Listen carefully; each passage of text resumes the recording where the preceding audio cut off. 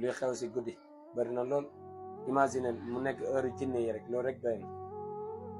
luy xew si biir yàlla rek moo ko def sutura, waaye bu doonoon lool bu yàlla mbokk mi maa xamoon nga booy tëdd nelaw ban ñaan ngay wax. est-ce que xamoon nga ni boo yeewoo ban ñaan nga war a wax booy tëdd nelaw? da ngay wax ñaan boo xam ne da ngay wékkoo, da ngay jox, da ngay delloo yàlla sa lépp, sa sécurité, da ngay wékk sa mbir yëpp si yàlla. waaye boo yeewoo tamit war ko sant si sécurité bu mu la defal ba guddi gi lépp lu si doon xew dara jotu la si. kon loolu ñu ngi lay ñaan mbokk bi nga aimé vidéo yi, partagé ko, ñu mën si jëriñ. bis nekk mooy booy tëdd nelaw yéen bi sallam nee na nañuy wax bismika allahumma amutu wa ahya, bismika allahumma amutu wa ahya.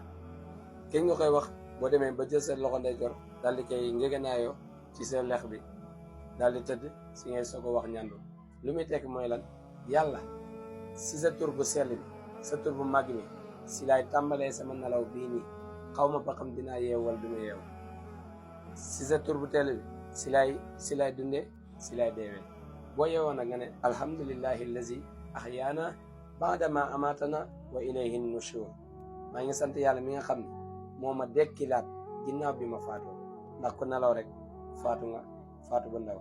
faatu mag bi nag ñëpp xam nañ ko. kon mbokk mi lii nii ñu bari dañ koy xeeb, waaye lu mu la mën a jural bari na lool si ay njëriñ.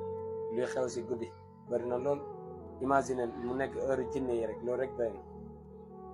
luy xew si biir yàlla rek moo ko def sutura, waaye bu doonoon lool bu yàlla wu ñuy sutura borom dina garaaw lool, dina yéeme.